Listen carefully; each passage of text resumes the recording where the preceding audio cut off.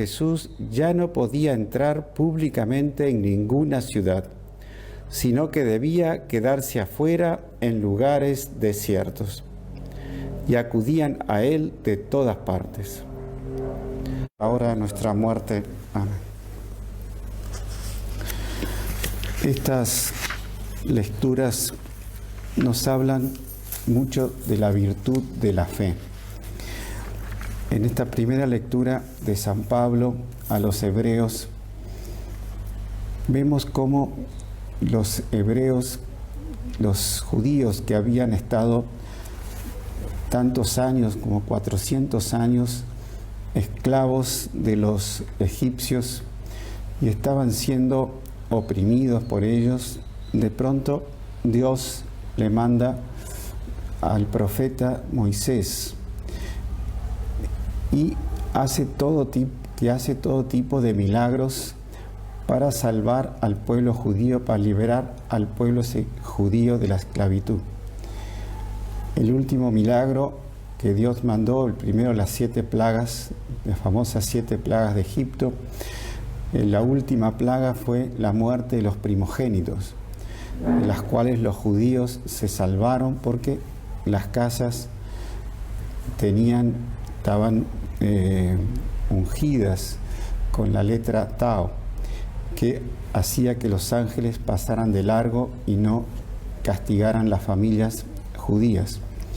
Luego, cuando llegan al Mar Rojo, Moisés toca con la vara y las aguas se abren, pasan a pie seco los judíos, todo el pueblo judío, y luego vienen el ejército del faraón, y cuando ya los judíos habían pasado a la otra orilla, otra vez Moisés golpea con la vara y las aguas se juntan y dejan a todo el ejército del faraón sumergido en el mar.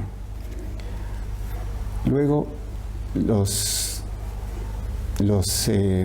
judíos tuvieron hambre, se le acabaron las provisiones y Moisés pidió a Dios y Dios mandó el maná. Durante 40 años el maná caía todos los días. Ellos solo tenían que recogerlo, ellos no tenían que sembrar, no tenían que cosechar, no tenían que guardar, sino que ellos sabían que todos los días caía el maná. Luego quisieron carne y Dios le mandó las codornices, que ellos podían comer todo lo que quisieran. Pero ellos poco a poco se fueron olvidando de todos esos milagros con los cuales Dios los había protegido.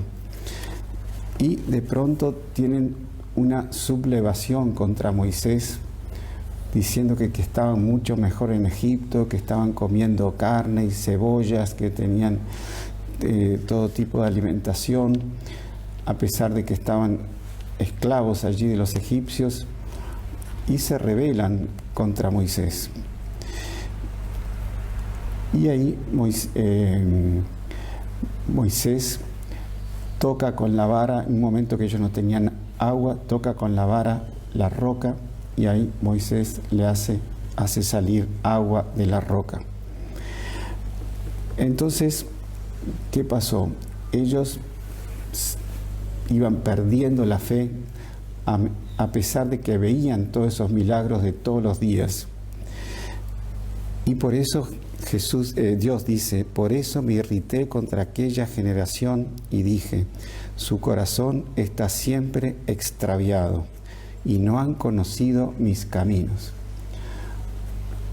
O sea, ellos fueron, por ese pecado de rebelión, fueron perdiendo la fe y se fueron tornando, teniendo un corazón duro hacia las palabras que Dios le incutía en su corazón.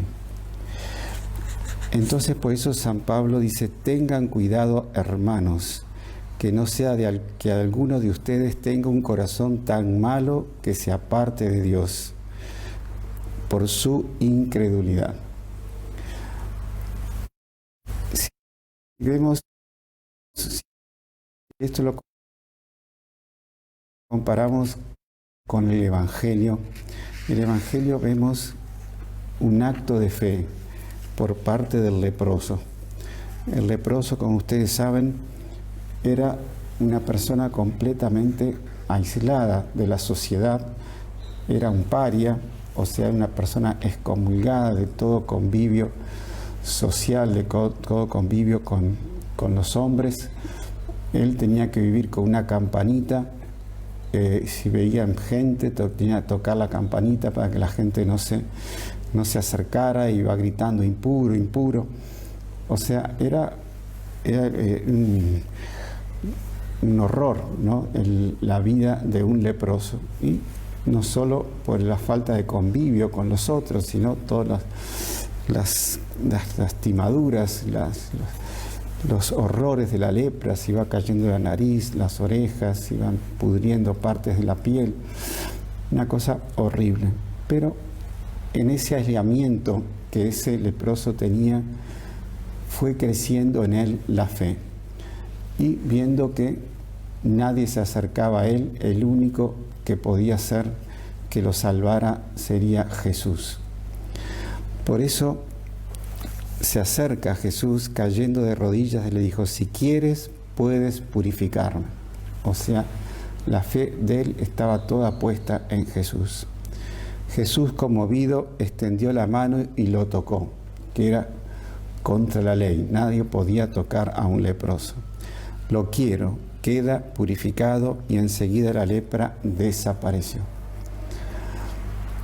Entonces, vemos acá dos actitudes: la del leproso lleno de fe a Jesús, y Jesús le devuelve la salud.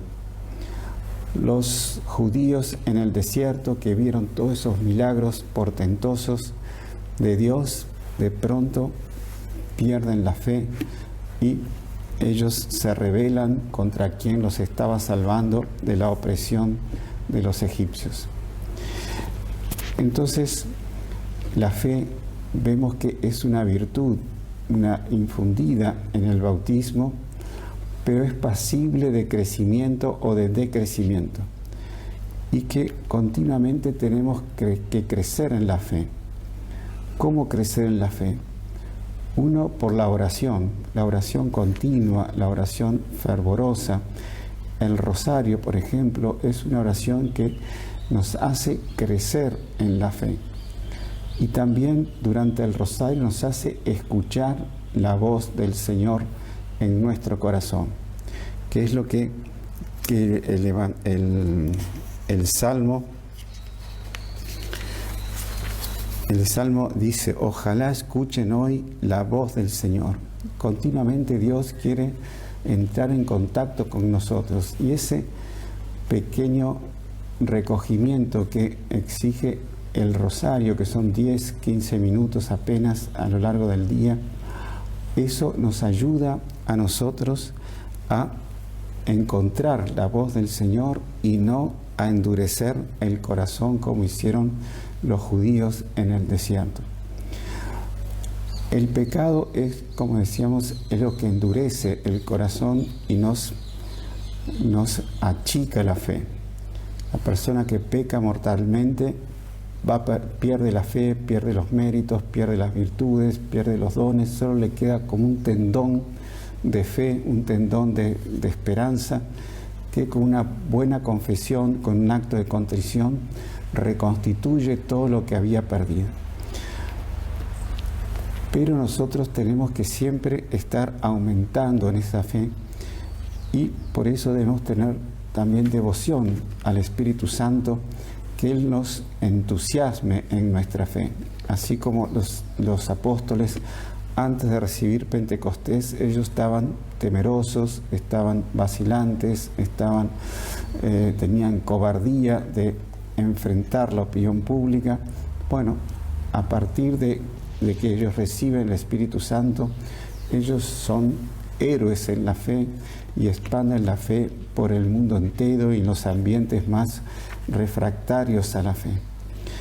Entonces pidamos en esta misa que el Espíritu Santo nos aumente en la fe, que a través de la Santísima Virgen oigamos la voz de Él en nuestros corazones, que aumentemos también la fe en nuestra oración, que nuestra oración sea cada vez más de mayor calidad, que no solo en cantidad, sino también mayor calidad en nuestra oración, que nuestra oración sea lo más meditada posible, lo más concentrada posible, para sacar el mayor fruto en la oración.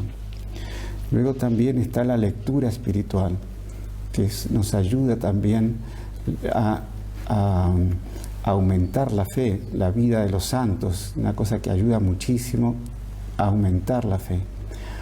También practicar la fe en conjunto, como dice San Pablo, que nos estimulemos unos a otros mientras tenemos vida, mientras dura este hoy. Entonces pidamos a la Santísima Virgen que interceda ante su Divino Esposo para que la virtud de la fe sea continuamente, sea en nosotros creciente, siempre creciente, y con la fe la confianza y la esperanza, y con la fe también el amor a nuestro Señor Jesucristo. Entonces pidamos esto en la misa de hoy. Ave María Purísima.